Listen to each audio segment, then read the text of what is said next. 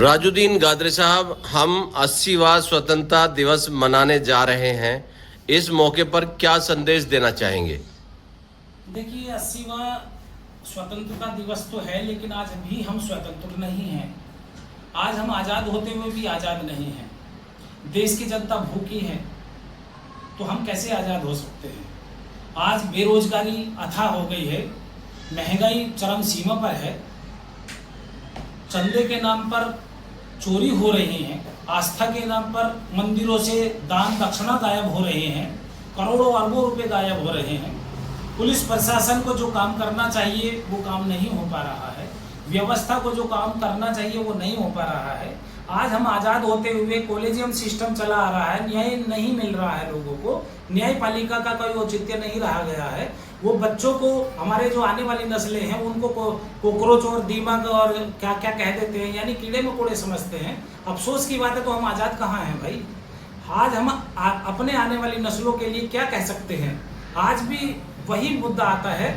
तो ये देश की जनता की एक लड़ाई और लड़नी होगी। पहले अंग्रेजों के साथ में ब्रिटिश गवर्नमेंट से इसीलिए लड़ाई हुई थी कि वो विदेशी थे। आज भी विदेशी का कब्जा है, बस परिवर्तन हुआ है, सत्ता परिवर्तन हुआ है, और उस सत्ता परिवर्तन से हमारा देश आज भी गुलाम बना हुआ है। मूल निवासी 90% होते हुए उनकी संख्या के अनुसार में उनका कोई अनुपात में कोई भी आरक्षण या उनका कोई भी हक अधिकार नहीं है, सामाजिक न्याय नहीं है। आज यदि मुस्लिम यहाँ पर 40% है तो उसे 14% बताया जाता है। जातिगत आधारित जनगणना नहीं हुई है, क्या करेंगे उसमें? आज़ाद कैसे हो पाएंगे? हम कैसे हैं? तो आज़ादी हम नहीं कह सकते हैं कि 80वां है, लेकिन वो ब्राह्मणवादी जो व्यवस्था, मनुवादी व्यवस्था, उनके लिए आज़ादी है, मूल्यवासी के लिए आज़ादी नहीं है। देश की जनता भूखी है, कुछ नहीं कह सकते। तो देश की जनता भूखी है तो आज़ादी कैसे कह सकते हैं? देश तो लोकतंत्र और संविधान से चल रहा है। कहाँ चल रहा है भाई? संवैधानिक पदों पर बैठ करके लोग संविधान की रक्षा नहीं कर रहे, संवैधानिक पदों पर बैठ करके संविधान से नहीं चल रहे हैं, संविधान की पदों पर बैठ करके संविधान की धज्जियां उड़ा रहे हैं। कौन लोग धज्जियां उड़ा रहे हैं? संविधान की धज्जियां कौन लोग उड़ा रहे हैं? मान्यवर, आप एक बात बताइए, पीएम होता क्या सबके लिए होता है या एक धार्मिक विशेष के लिए होता है, एक आस्था के लिए होता है क्या? आपसे सवाल है मेरा, जनता से सवाल है मेरा। पीएम तो सबके लिए होता है। फिर तो एक ही धर्म विशेष के लिए, एक ही आस्था के लिए कैसे हो गया? तो काहे की आजादी हो गई? अभी सीएम है उत्तर प्रदेश का, वो आज देखिए वो कहते हैं सड़कों पर जो चलने के लिए होती है, आज सड़कें पूरी तरीके से दबा दी जाती हैं, उनके ऊपर एक ही कानून की धज्जियां उड़ा दी जाती है। आप यदि ये वाला वर्ग नहीं है, यदि कांवड़ का इनका विशेष नहीं है, तो उसके ऊपर यदि आप गैर तरीके से या उसकी लाल बत्ती भी तोड़ देंगे तो चालान हो जाएगा। आज क्यों नहीं हो रहा? 10 दिन के लिए, 15 दिन के लिए क्यों नहीं हो रहा भाई? तो कानून सबके लिए होता है। 2 मिनट की अजान होती है, उसके लिए पाबंदी हो जाती है। यदि 1-2 मिनट की नमाज पढ़ता है मुस्लिम, उसके लिए पाबंदी हो जाती है, उसके लात मारी जाती है, और इनमें लातों से इनकी लातें दबाई जाती हैं, पैर दबाए जाते हैं।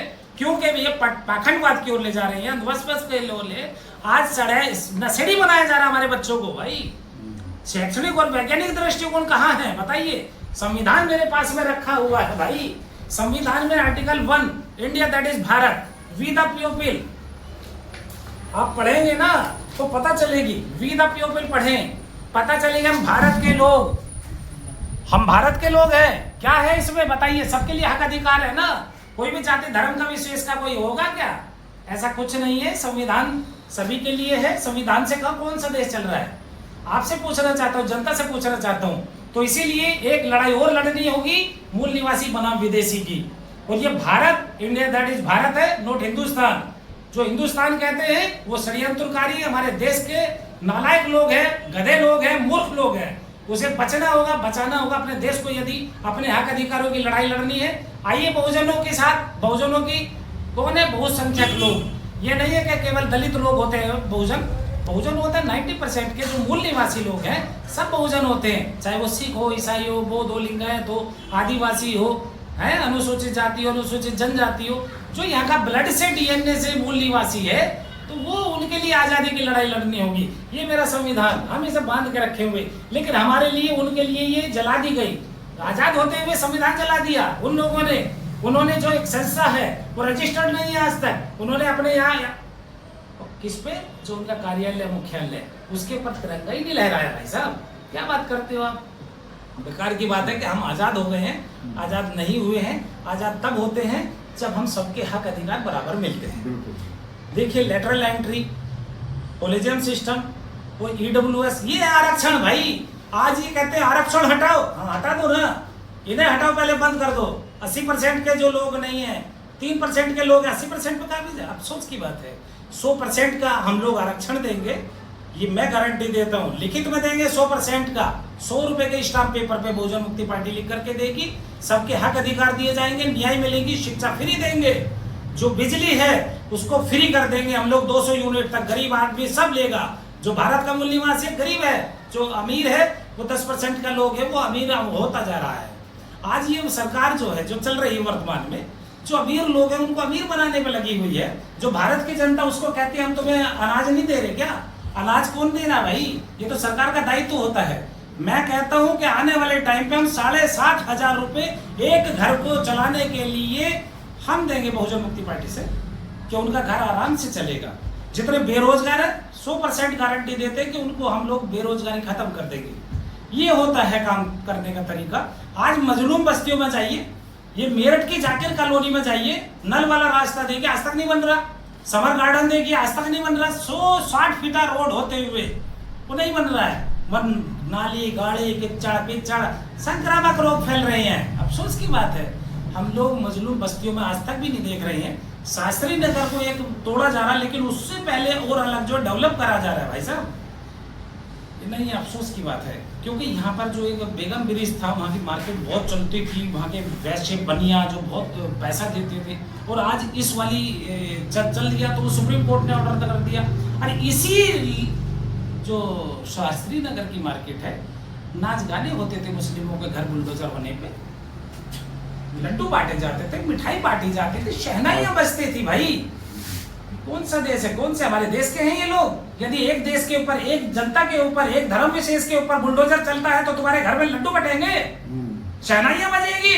अफसोस की बात है, नालायक है तुम लोग। अपने देश को बचाना होगा, सबके लिए हक अधिकार के लिए खड़ा होना होगा। चाहे मैं गरीब हूं, चाहे मैं अमीर हूं, चाहे मैं शासन में हूं, चाहे प्रशासन में हूं, सबके बच्चे एक समान पढ़ने चाहिए, शिक्षा एक समान होनी चाहिए। क्यों नहीं है? अभी छोटे छोटे जो स्कूल हैं, गरीब अपने वहां बच्चों को पढ़ा रहा है, शिक्षित कर रहा है, साक्षर कर रहा है, लेकिन बंद किए जा रहे हैं कि वो कभी नहीं हो। और स्कूल सरकारी, आज देखिए 1 लाख से ज्यादा बंद कर दिए भाई। क्यों? सरकारी स्कूलों को तरजीह देनी चाहिए। जब तुम सरकार में बैठे हो तो BSNL जो हमारा MTNL है उसको तरजीह देना चाहिए, उसको बढ़ाना चाहिए। आप उसको बेच रहे हो, लूट रहे हो, खसेड़ रहे हो। नहीं, पहले कहते थे जी महमूद गजनवी ने और लोगों ने, मुगलों ने, पठानों ने, सबने लूट लिया। अबे भाई लूटते तो वही यहाँ हमारे जो देश में आज सारी व्यवस्थाएं हैं वो नहीं कायम होती। मरते मरते बहादुर शाह जफर अपने बच्चों की गर्दनें अपने आंखों के सामने देख लिया। 160 से ज्यादा जो है मुस्लिम जंग लड़ी है, जिहाद किया है आजादी के लिए। आप कहते हो मुस्लिमों ने कुछ नहीं किया भाई। अरे SC समाज हो, ST समाज हो, OBC समाज हो, सब ने कुर्बानियां दी हैं। सिखों ने, ईसाइयों ने, बौद्धिस्टों ने। भारत का मूल निवासी जागेगा और ये परिवर्तन होकर रहेगा।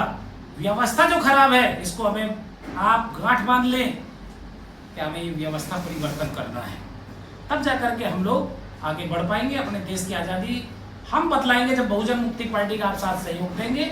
असली आज़ादी क्या होती है याद करेंगे कि सच में सबको हक अधिकार है, वरना कोई आज़ादी नहीं है। मैं कहता हूँ ये आज़ादी झूठी है, देश की जनता भूखी है।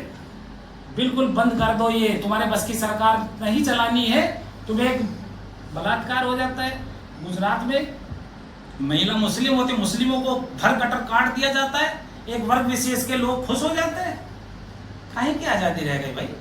आज जितने भी मुस्लिमों के घर कारोबार है सबको जो तहस नहस कर दिया जा रहा है। तुम कहते हो एक जानवर को नुका जी हमारी माँ है, एक पशु माँ है, तो बाप कौन है? फिर तीसरा तुम उसे वो काटते क्यों हो? वो कत्ल खाने किसके चल रहे हैं? मुस्लिमों के हैं? नहीं, मुस्लिमों के नाम पर गैर मुस्लिम चला रहे हैं, और वो भी एक ही धर्म नहीं, एक वर्ग विशेष के लोग जो अपना पे को सर्वोपरि कहते हैं, और 2-3% के लोग हैं। अफसोस की बात है कि हमारे देश को लूटा खसोटा जा रहा है। इसकी आज़ादी के लिए हमें लड़ने के लिए तैयार होना पड़ेगा। और आने वाले वक्त में जो इनका सबसे बड़ा, पहला जो कहते थे तोते में एक जान होती है राजा की, आज ईवीएम में जान है। ईवीएम बदलने के लिए, बैलेट पेपर से चुनाव कराने के लिए खड़े हो जाइए, आइए, तब जाकर के कुछ होगा। ईवीएम हटाओ, देश बचाओ। बांग्लादेश में नहीं, पश्चिमी बंगाल में, अपने ही देश में ईवीएम मशीन 40,000 जला दी जाती है। अफसोस की बात है भाई। और वो जला करके कोई बात नहीं होती है। क्यों? अभी जितने भी पैसे इकट्ठा किया जा रहा है जनता का, टैक्स वसूली जाती है, 2-3 लोग हैं, वो व्यापारी हैं, उनके करोड़ों अरबों रुपए माफ कर दिए जाते हैं। किसान मजदूर के ऊपर 1,50,000 रुपया होता है, उनको जो है आत्महत्या करनी पड़ रही है। क्यों? सवाल बनता है भाई। पत्रकार महोदय, आप याद रखें कि ऐसे ऐसे सवाल करिए, तब जाकर के आप सच्चे तीसरा नहीं, चौथा स्तंभ जो है पत्रकारिता का, वो मजबूत हो पाएगा। आज पत्रकार होकर के हमारे साथी कुछ जो यूट्यूबर हैं या सच्ची मीडिया है, सोशल मीडिया है, वही देश को बचाने पे काम कर रही है। आपका मैं शुक्रिया अदा करता हूं कि आप लोगों ने जो सही मुद्दे हैं पकड़ रखे हैं और उस पर काम कर रहे हैं। वो मत बनिए जो देश की मीडिया आज देश को बर्बाद कर रही है। आप अपने आप को जगा के रखे हैं। मैं सलूट करता हूं आप सभी को। जितने भी पत्रकार साथी यहाँ मौजूद है और भी कहीं काम कर रहे हैं, देश के हक में, अधिकारी में काम करिए और शैक्षणिक और वैज्ञानिक दृष्टिकोण को अपनाएं। पाखंडवाद, अंधविश्वास, मूर्ति पूजा, पत्थर पूजा हटाएं। शासन से, प्रशासन से मैं पूछना चाहता हूं, पुलिस थानों में, रोडों पर जितने मंदिर बने हैं, क्या उनकी कोई वैधता है? क्या कागज है उनके? नहीं है। अफसोस की बात है कि पाखंडवाद को तुम लोग बढ़ावा दे रहे हो। दारू सरेआम कर रखी है, नशेड़ी चीजें बट रही हैं, खूब बिक रही हैं। क्यों भाई? अपने देश को नशेड़ी बना रहे हो क्या? अरे शैक्षणिक और वैज्ञानिक दृष्टिकोण पाइए, स्कूलों को, लाइब्रेरियों को आबाद कीजिए और अपने हक अधिकार की बात बुलंद कीजिए। अभी जो जैन जेड और जैन अल्फा, सारा हमारा जितना भी यूथ है, बच्चे हैं, खड़े हो जाएं अपने हक अधिकार के लिए। वरना हम जैसों से आप कहेंगे कि हमारे बाप दादा तो आजादी में जी लिए और हमें गुलामी में छोड़ गए। नहीं, आपको, हमें, बच्चों को, सबको अपनी आजादी की, अपने हक की लड़ाई लड़नी होगी। ये ना समझे कि मेरे घर में भगत सिंह पैदा होगा।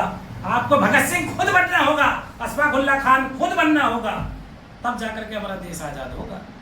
शुक्रिया, आपने मेरी पहले कुछ टाइम पहले जो है शहरों के अंदर या कस्बों के अंदर बाहर जो है शराब की दुकान होती थी। अब घर घर, गांव-गांव दुकानें खुली हुई है। इसके बारे में क्या कहेंगे भाई? मैंने पहले आपको बतला दिया कि नशे के ऊपर ये सरकार जो है जोर दे रही है, हमारे बच्चों को नशेड़ी बना रही है। अभी देखिए सड़कों पर चरस, अफीम, गांजा, क्या क्या नहीं पी रहे हैं, दारू की बोतलों खुलेआम सड़क पर। सड़क चलने के लिए होती है, लेकिन सड़कें आज नशेड़ी बना दी गई हैं। सड़कों पे आज कितने डीजे धमाके हो रहे हैं, ध्वनि प्रदूषण हो रहा है। अफसोस की बात है, आज जहां जाए चौराया देखें, दारू कैंटे मिल रही हैं। तो ये सरकार बढ़ावा दे रही है। तो जो सरकार रोजी रोटी ना दे सके वो निकम्मी होती है, और जो निकम्मी सरकार होती है उसको तुरंत बदलनी होती है यदि देश के सच्चे नागरिक हो। और यदि पाखंडवाद, अंधविश्वासी हो और देश को बर्बाद कर देना चाहते हो, तो जो देश लूट रहे हैं, हमारे यहाँ का पैसा लेकर के भगा दिए जा रहे हैं, उससे देश नहीं बचाओगे तो आप सच्चे देशभक्त नहीं हो। देशभक्त बनना है, अपने देश को बचाना है, भारतीय संविधान को बचाना है। इन्हीं शब्दों के साथ मैं आपका शुक्र अदा करता हूं कि आपने मेरी बात को जन जन तक पहुंचाने के लिए बीड़ा उठाया है और हमारे देश को बचाने के लिए आप मेरा साथ सहयोग दे रहे हैं। शुक्रिया। जय इंसान, जय विज्ञान, जय भारत, जय संविधान।